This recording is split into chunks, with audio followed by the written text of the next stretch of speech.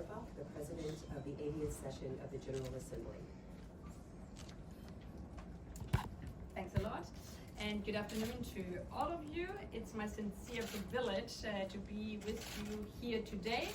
And just as a head-ups, this will happen in a regular matter that I join you because the work of you and all the media you're representing behind you is of critical importance to me, but also to the UN itself.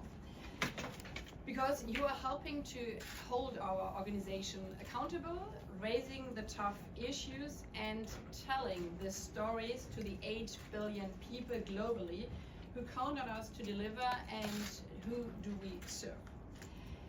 At the beginning of the opening of the 80th session last week, I spoke on the theme that will be guiding my presidency: better together.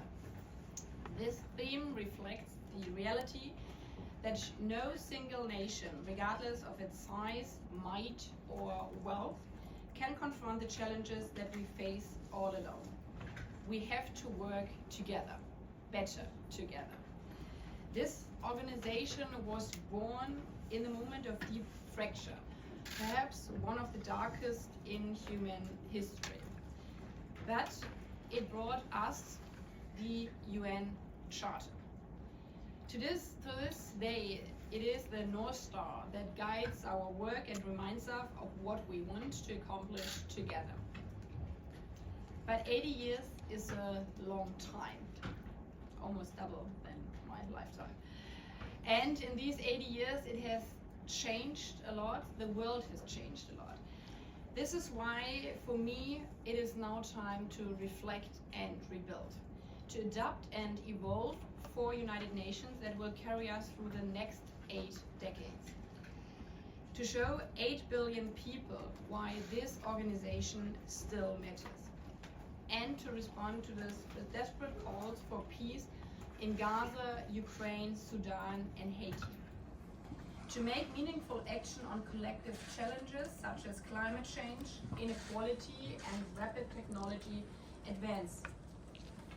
Our task is to ensure that the UN stands strong for the next 80 years.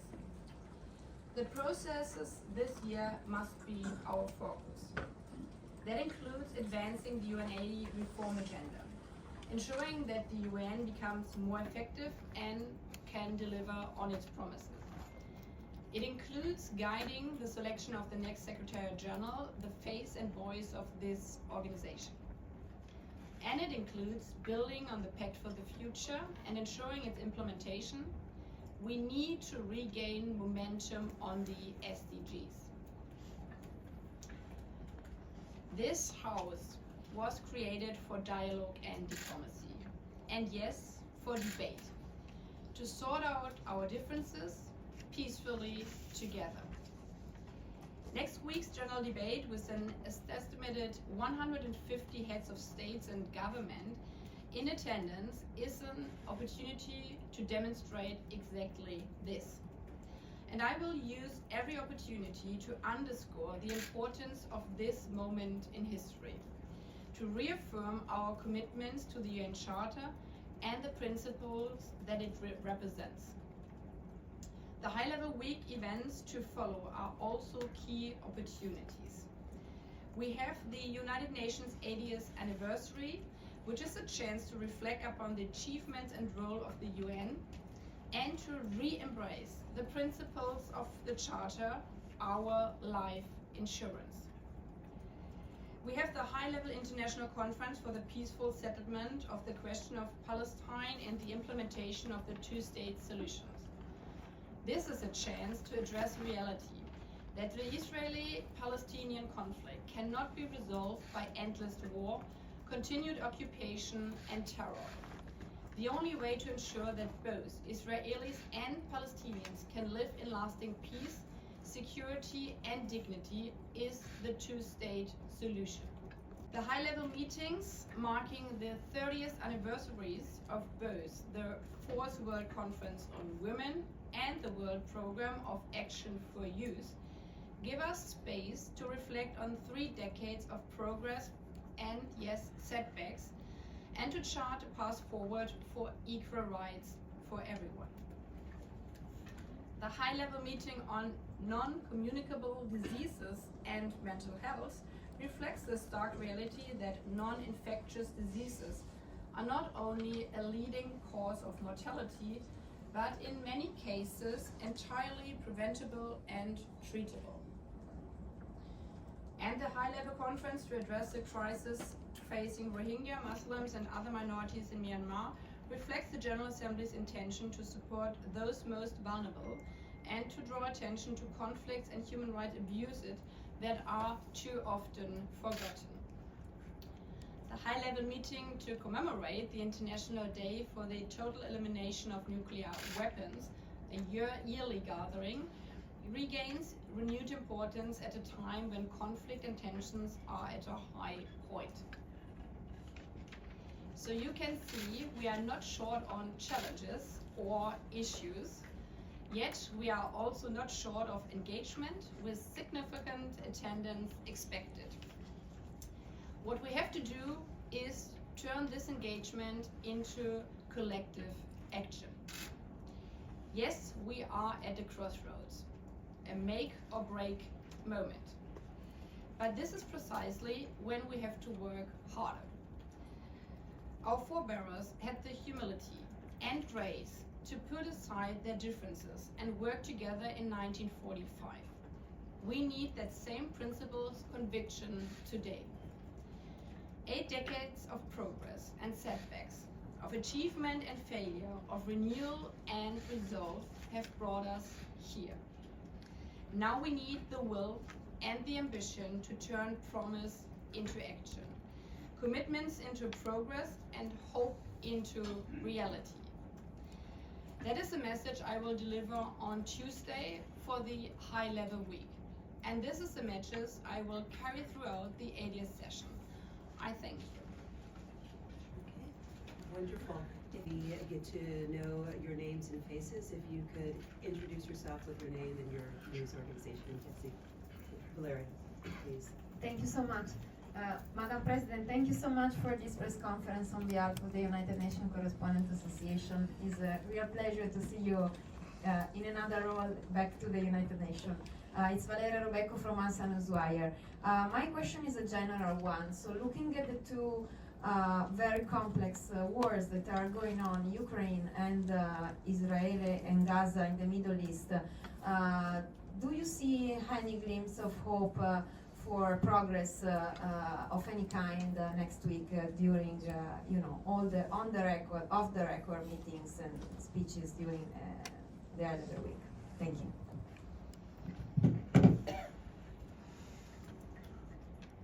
Well, hope is a very sensible topic, but what is toxic to hope is giving up. So this is really the moment where we underline that we are not only not giving up, but that we are more committed than ever to deliver on the most important task of this United Nations to ensure peace and security.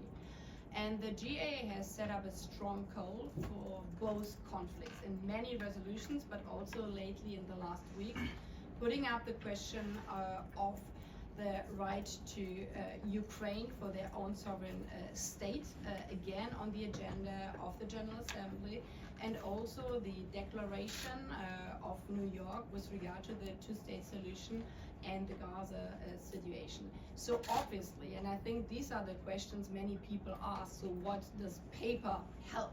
Yeah, a declaration doesn't help at all in a moment.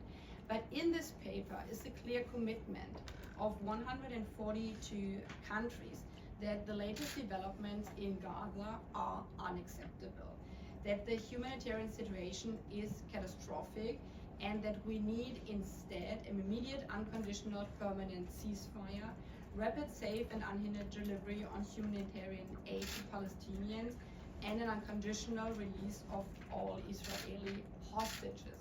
So the expectation for this concrete conference is that head of states who are joining this conference are not only talking about, but discussing with each other how we can enable these steps. And same goes for the situation in Ukraine. to take every single tiny step as it is to improve the situation. And I would like to underline, because I have heard that so many questions, that because these horrible wars haven't stopped, should we not just finish the whole UN? But we should never forget that the UN is way more than just a decision being taken in Security Council or in the General Assembly. Imagine we wouldn't have had the UN in the last almost 2 years with regard of Gaza. Would there be more humanitarian aid? Not at all. The delivery, way too little because it was hindered, but it was there because UN staff, UN people on the ground, UNGA, World Food Program, so many others brought in, every truck delivered the food. Same counts for Ukraine. Would we be better off with the people of Ukraine? Would be better off with no United Nations? When heating system, when water system have been destroyed, it was the international community, it was the UN delivering sources not only of hope, but of life and death, like water, like heating when it's minus 20 degrees. So remembering all of us together that for the reason that there's a blockage, it doesn't mean that all the good work which is so often overseen doesn't count at all. It's just a moment where we have to work harder that we overcome the blockages. And again, I think last week is a good example. Also the initiatives of the General Assembly saying if there's a veto in Security Council, the General Assembly take up its responsibility for peace and security. Lizzie. Thank you, and it's important that the United Nations is still there.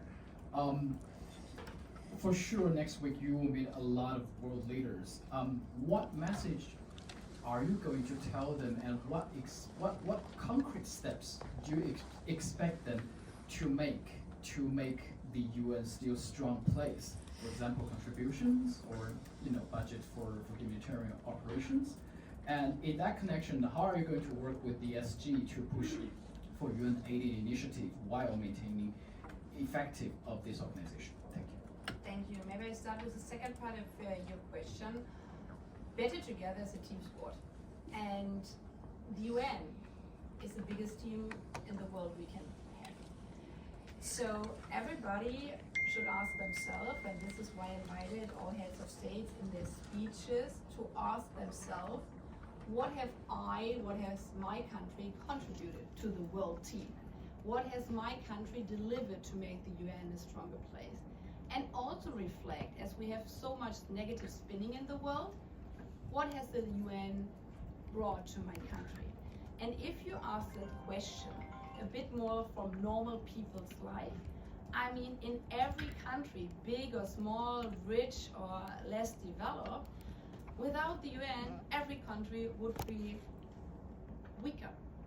So if we are asking ourselves this question, without the UN, like coming back from my country, would there have been a reunification of my country? Other countries, would they exist without the United Nations? We had colonialism all over the world after this institution was founded. So the birth of many countries was due to this United Nations. In recent time, a pandemic like COVID doesn't have any passport. Could one single nation alone, no matter how big the army is or how big the GDP, could have stopped that virus? No, we could have only done that together. So my invitation to head of state for this high-level week is to embrace the motto of better together, underline why everybody is better if we join forces together. And then to become a bit more concrete, jumping to the first part of this question, this means also for myself as PGA, embrace the UNGA80 reform process set up by the Secretary General. It has been crystal clear, again, we can only do it together. So the work of the GA, of the OPGA has already started in the last days. The ad hoc working group, the informal working group for the mandate review, a very important pillar of the UNGA80 process. just started yesterday. We all met together. We have great co-facilitators, co-chairs for that working group to reflect ourselves. So how can we make our work in the General Assembly more efficient? To adapt to a world where we have artificial intelligence, use facts more than tons of paper. And I was, even though I learned in the past that jokes at press conferences are not the best way to move forward, but I tried a bit with a smiling face as well. I said yesterday, also to all the PRs, when I'm doing all the handshakes, which were just mentioned before, I will also see if every head of state has heard already about UNGA80 reform process, because if we don't bring that process to the capitals, if the heads of states, if every individual country doesn't embrace this reform, we cannot succeed. So if we want to make our United Nations stronger, then we would need the commitments from all the governments around the world to reflect not only in nice speeches how they can support the UN, but also when you have the next discussion in your parliament about budget and funding of the United Nations, when we can discuss ourselves what are the most in security, fighting climate crisis, supporting human rights and sustainable development. So this will be kind of the talking points for all the different bilateral meetings I'm going to have with heads of states. Do you have, sorry, I had a question back here. Yes. Thank you so much, Madam President. My name is Efra Qusayfi with Arab News Daily. Madam President, I know that as the PGA now, you have checked your national identity at the door, and you are now representing the whole world. But just to clear the air, I'm sure you're well aware of the controversy that your comment on the status of civilian infrastructures in Gaza, which was interpreted as carte blanche for those infrastructures to be bombed, when you said they would lose their protected status under international law if there are terrorists around, and that was conceived to mean that you are encouraging the strikes on civilian infrastructure from schools, from UNRWA facilities, hospitals, and all of that. When you were asked about that, you said you were misquoted. Can you please set the record straight? What did you mean by that comment? Do you retract it? Do you distance yourself from it? Just so we clear the air before moving forward. Thank you. Thank you very much. Yeah, and I've been asked that many times, but I would like to repeat it again. It is crystal clear that international humanitarian law calls for the protection of civilians and civilian infrastructure. They must be protected always. And I've been also crystal clear on that one in the past, in the speeches, but I'm here again, that civilians must not be targeted. Full stop. And then you asked about why I said, please look at the correct speeches, because this is a moment, I mean, with social media, yeah? If you say we have only 20 seconds, so we cut off the beginning of a sentence or we cut off the ends, it totally changes the course. And therefore, thank you for asking this question again. But what I've said is exactly this: international humanitarian law calls for the protection of civilian and civilian infrastructure. And I said also before and after that international law also calls that civilian cannot be misused, that also the misuse of civilian sites for military purposes is not allowed in international law. And I think this is very well also reflected in the current declaration of New York with regard to the peaceful settlement. And this is the work I've done the last 2 years, and I will continue to do based on our United Nations Charter. Because if you look at the declaration of New York on the two-state solution, it's saying exactly that we are not all looking on one side only, but we need an immediate ceasefire for humanitarian access. We need an immediate ceasefire for releasing the hostages. It calls on the stop of the war in Gaza, on the Israeli side to stop that war. It calls on Hamas to lay down its weapons, that Hamas cannot rule it.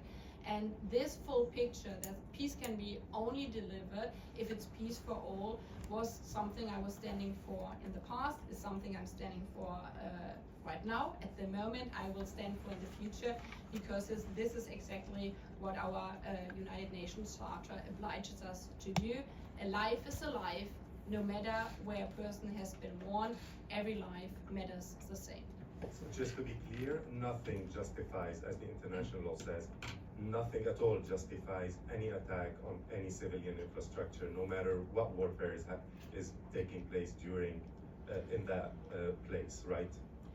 Well, and this Nothing. is not an international public law lecture here, but we have treaties on that one, exactly, and on that one, and maybe next time we bring it all together here.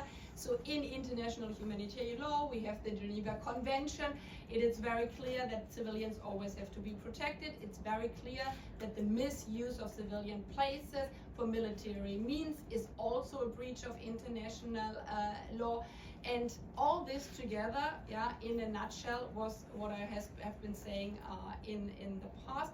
But it's all this together, which we always have in mind, and no cherry picking on these kind of issues. And then you, sir. So the next three questions, and then we will continue.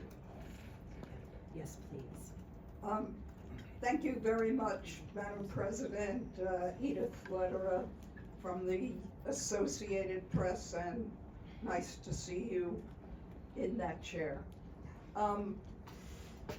For decades, the General Assembly has been focusing on reform of the UN Security Council, and for decades it has gone nowhere.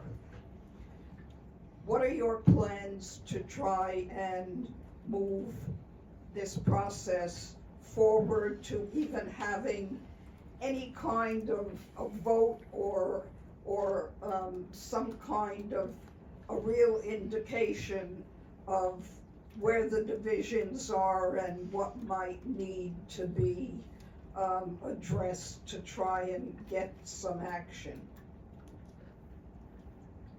Well, thank you very much. I'm not a big fan of promising things where you know you cannot deliver on, so I want to be very realistic from the beginning on.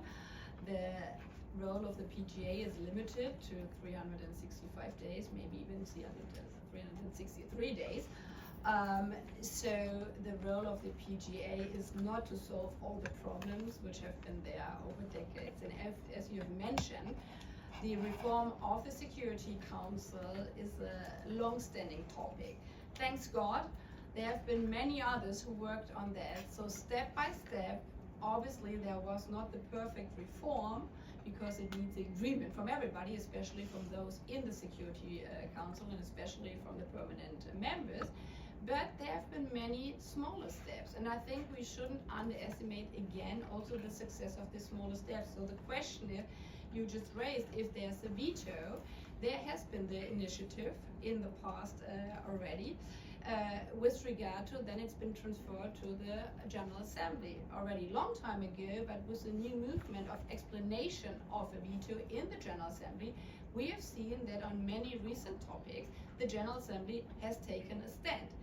Not by unanimity, but by a large and big majority on these kind of matters.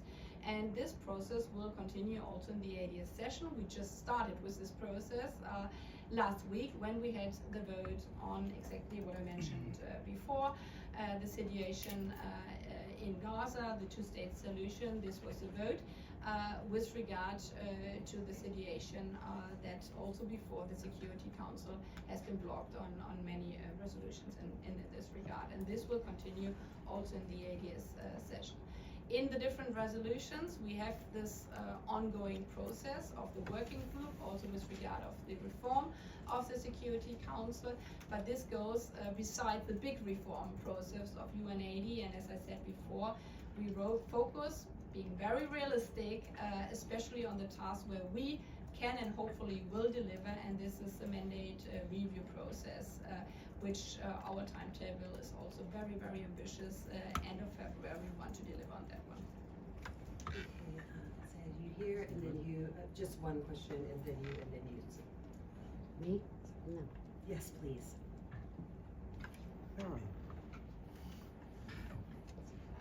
Sorry, thank you very much. I'm Evelyn Leopold from the Dag Hammarskjöld Fund for Journalists.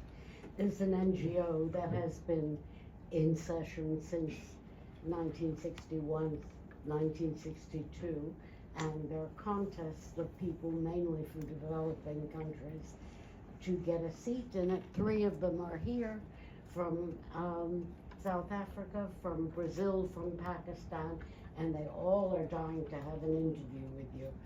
But meanwhile, I have a personal message for you. We have a mutual friend, and I promise to deliver the message. So, Grüße von Tanit Koch. And we'll speak later about her, and Evchen too. Thank you. Thank you so much. Yes, you have the next question.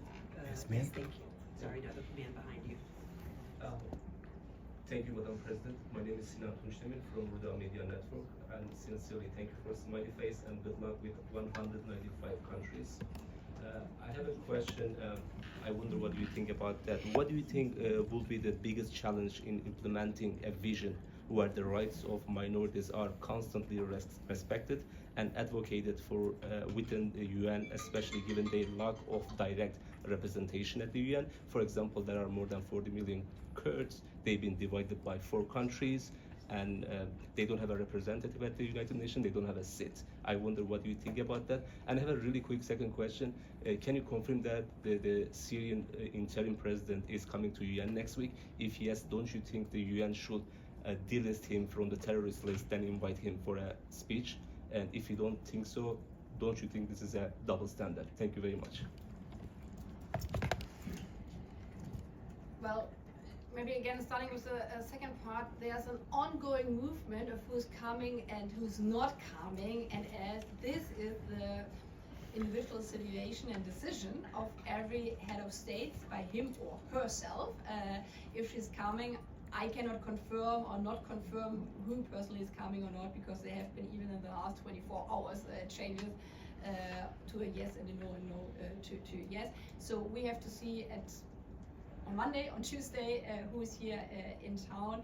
And we have very, very clear regulations with regard to this dear institution.